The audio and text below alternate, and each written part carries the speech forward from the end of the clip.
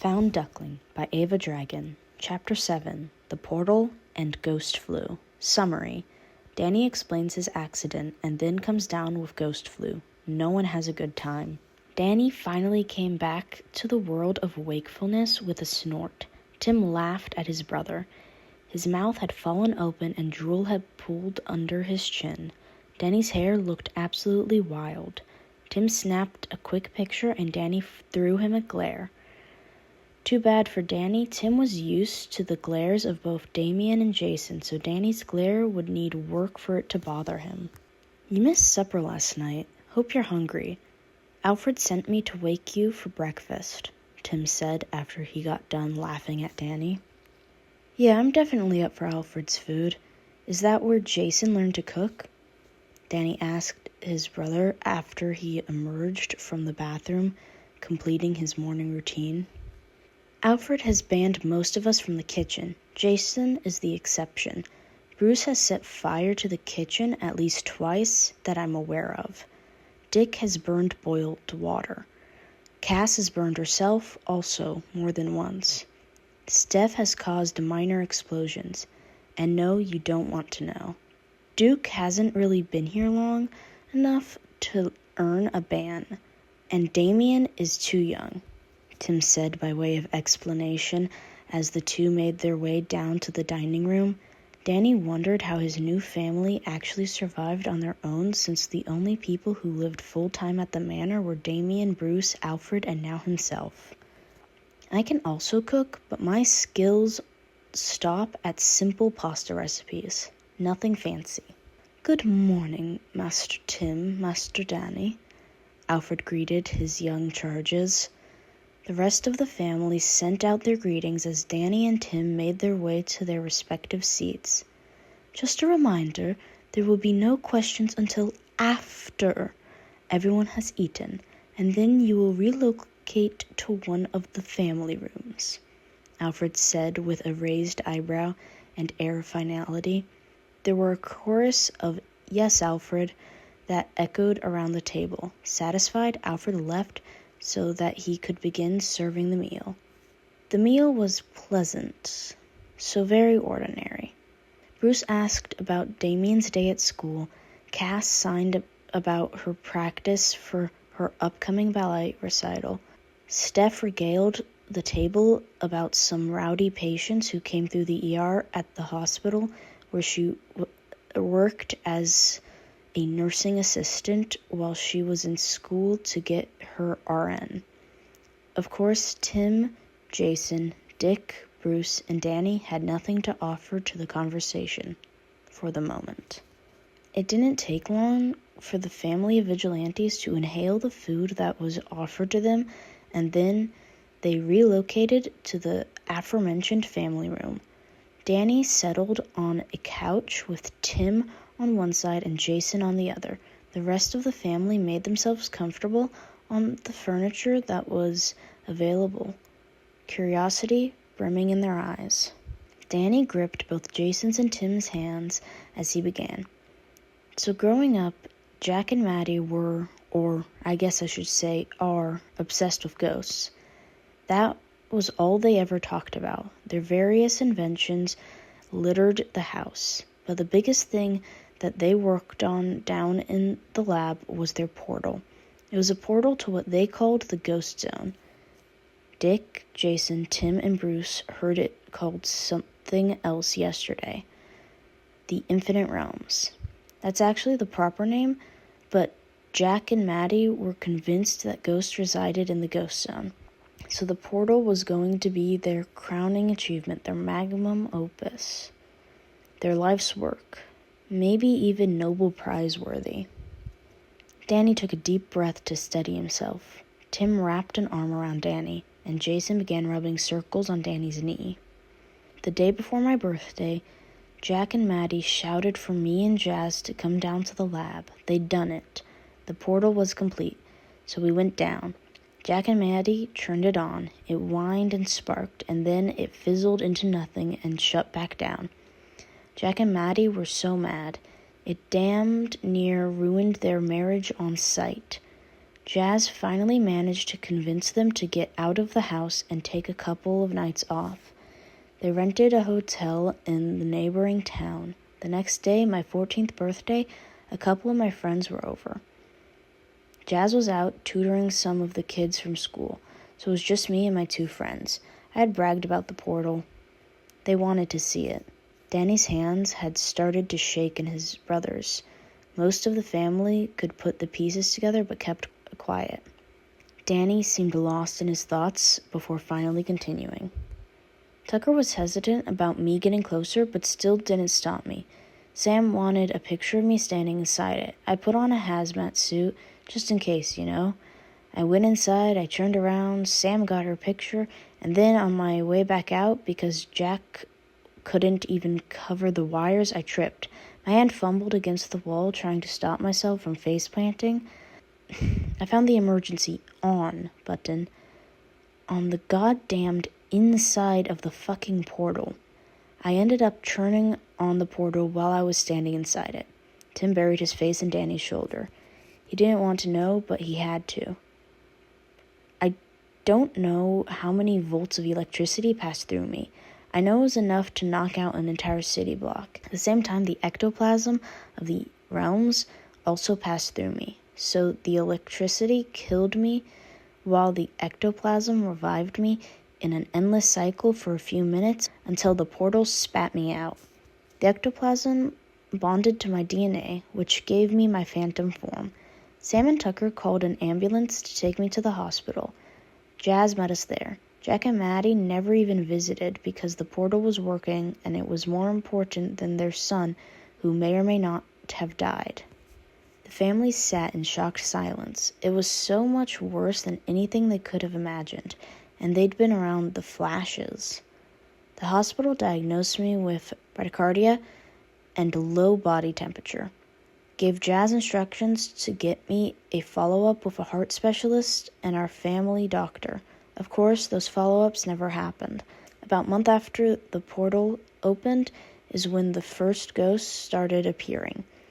I felt like it was my fault that the portal opened, therefore it was also my responsibility to put them back in the realms. The Fentons did more property damage with their GAV, or ghost assault vehicle, than the actual ghosts, yet somehow I was the menace. It got so bad that our local news station had included a report called Fenton Watch as part of the weather report. This was for whenever Jack was driving.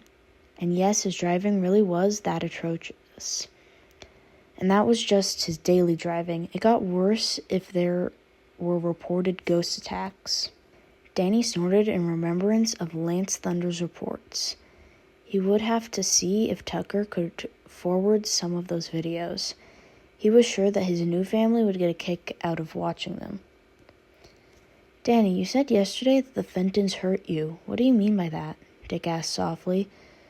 Jason's hand tightened on Danny's. After the portal opened and ghosts started coming out, they changed their focus from studying ghosts to building/inventing weapons.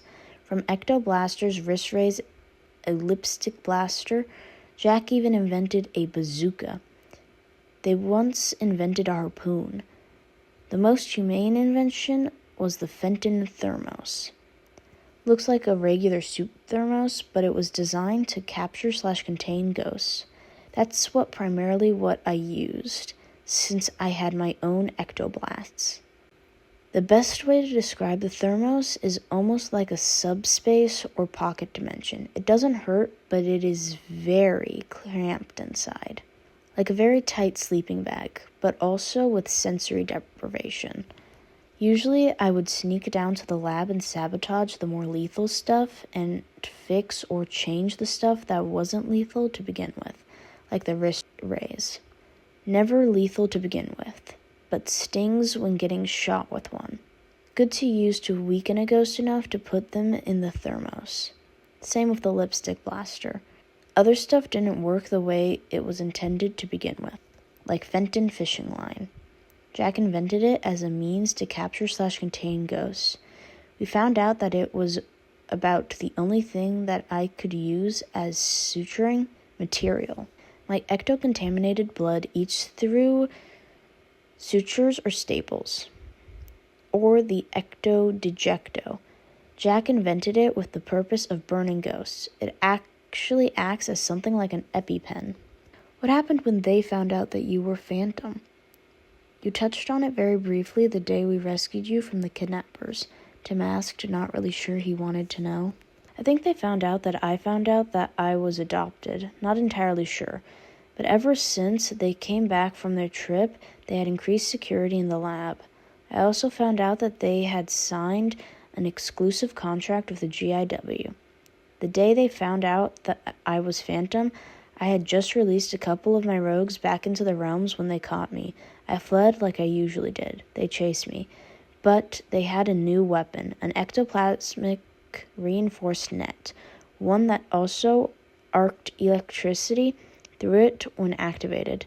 Something that you need to understand. The cause of a ghost's death. It can either be their strength or their weakness. I'll let you take a guess which one mine is. The tension in the air was thick as they processed Danny's words. The bats could only imagine. Anyways, I had been injured in the fight with my rogues, so I wasn't as fast as I normally was. So when they shot me out of the sky, the fall hurt, but it was the electricity that forced me back into my human form. It was at that moment that I knew I was well and truly fucked. I saw their horror and fear and eventual rage on their faces. They thought that Phantom had killed Danny and was possessing his body, and no amount of pleading or trying to explain or begging could convince them otherwise. Jazz was away at college, and Sam and Tucker couldn't get to me in time. I watched as they gave me over to the GIW with nothing but sheer hatred on their faces. At some point, tears had begun streaming down Danny's face. The bats had no words. All of them had some sort of family trauma, but none of them had had to deal with anything close to this. Bruce and Dick had both lost their parents at a young age. Jason had dealt with an abusive father and a drug-addicted mother, and then later found out that Catherine wasn't his blood mother, which had led to his death. Cass's father was an abusive asshole in the League of Assassins. Steph's father was a minor villain in Gotham. Duke's parents had died due to exposure from Joker's venom, and Damien had been raised as the heir to the League of Assassins. But none of them had been hunted by their parents or had their parents turned them over to a government organization in which said organization was legally authorized to complete torture and unjust and cruel and inhumane experimentations on their own child. Tim pressed Danny's face into his shoulder and simply let his brother cry and hold on for dear life. They spent the rest of the day playing various games. Danny introduced them to Doomed. Cass kicked everyone's ass. Then they switched to Mario Kart, and Cass still kicked ass. Uno was a free-for-all, and Danny won a couple of games before Damien started throwing knives. Danny laughed when a knife was launched at him. He simply went intangible and it sailed through him. The show of Danny's powers seemed to send the rest of the family into a fit of giggles. Even Damien had a small smirk playing on his lips. Alfred eventually called them all to supper. For the third time during the meal, Danny reached up to grab his head. He could feel a headache building, but also felt oddly warm. Hey, Tim, I don't feel so good. You okay, Danny? Tim asked with concern lacing his voice. I don't know. I think I'm going to go lay down. If you could bring a thermometer up later, I would appreciate it. Danny replied as he excused himself from the table. He made it to his room before the nausea hit. He barely made it to the bathroom before he was very violently ill. He didn't even get to undress or follow any of his usual nighttime routine. He laid his head on the cold of the toilet seat, hugging it closely as his stomach rebelled. That was how Tim found him 10 minutes later. Danny? Hey, Danny. Oh, shit. Alfred, Bruce. Tim cried out in panic. Tim heard feet pounding as he hefted the nearly unconscious form of his brother out of the bathroom. No, Tim, don't feel good, Danny whined. Danny, you're burning up, Tim yelled. Bruce and Alfred burst through the door to see Tim trying to carry Danny. "Tim, give him here. We'll get him down to the cave," Bruce said worriedly as he gently picked up Danny's prone form. Tim could see the rest of the bats hovering just beyond the door. He had not seen Bruce move so fast. Batman, yes, but not Bruce. But Bruce was moving as fast as he could with a semi-conscious 16-year-old in his arms. He moved towards the study that held one of the many secret entrances to the Batcave. The entire family was hot on Bruce's heels.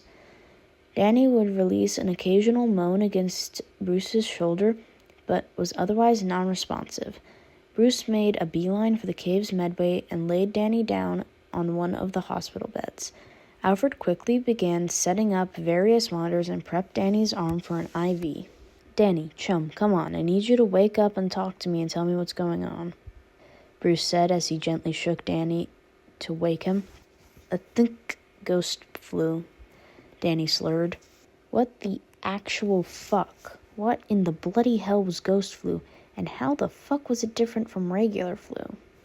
"Tim, can you contact Jasmine to see if she knows how to treat this, or knows what his baseline vitals are?" Tim quickly pulled out his phone and dialed Jazz. She answered on the second ring. "Hey Tim, is something wrong?" "Hey Jazz, sorry to bother you, but Danny started feeling bad during supper. I found him catatonic in the bathroom, and now he's saying he thinks he might have ghost flu." "Oh no. I'll have Tucker send you his full medical file, but here's what I can tell you off the top of my head. Normally, his body temperature is between 93 to 95 degrees Fahrenheit. I think his pulse runs around 40 beats per minute. I'm not sure about his blood pressure, but you can probably count on it being lower than normal as well. As for medications, normal over-the-counter medications don't work on him because of the ectoplasm. He burns through it. Since his accident, we've never been to any sort of doctor, so I don't know how he would react to prescription medications. But Tucker theorizes they would have to either given at double strength or given double frequency due to his ghost metabolism/biology. Again, this part is only theory, especially since the Anti-Ecto Control Acts were enacted. You should be receiving the email from Tucker shortly. Keep me updated about Danny, please." "I will. Thanks, Jazz. And I just got the file," Tim said as he hung up with Jazz. He rushed back into the medbay to relay what Jazz had told him. Bruce had called Dr. Tompkins, who would be arriving in the next 15 minutes, which would give everyone enough time to look over the file that Tucker had sent. Tim quickly sent it to the back computer. The file was informative. Tucker had started tracking Danny's health about 2 months after his accident. It had all of Danny's baseline vitals, all of Tucker's theories on how certain medications would or should work with ghost biology. It included the fact that Danny couldn't be given regular stitchers or staples. It even included the recipe for making the Fenton fishing line. More than one member of the Bat Clan shuddered at the thought of using fishing line for suturing purposes, and the recipe for ecto-jejecto. Dr. Tompkins arrived and was mildly surprised that her patient wasn't a bat or bird. She was instructed to discard her white lab coat. Tim whispered that her patient might have trauma related to the color white, and then led to the medbay to see a young boy with the classic black hair and blue eyes who was currently leaning over a bucket. Bruce was rubbing circles on Danny's back. Alfred relayed Danny's baseline vitals as well as his current health concerns to the quickly frazzling doctor. A ghost patient, huh? New one for her. She shook her head and walked closer to Danny. "Hey Danny, I'm Dr. Tompkins. I'm just going to a basic exam on you, okay?" Danny looked up with bleary, unfocused eyes. Tim leaned into his brother and whispered in his ear. Danny nodded. Dr. Tompkins did her exam. Danny was running a fever. He would have been running a fever if his baseline vitals were normal. According to what the thermometer read, his insides were practically boiling themselves. His pulse and blood pressure were also elevated. She ordered the gathered bats to fetch as much ice as possible, even if that meant they had to go buy out the nearest stores. She asked Alfred to push a high dose of antibiotic through his IV, and then instructed him to keep on the higher dose every 4 hours.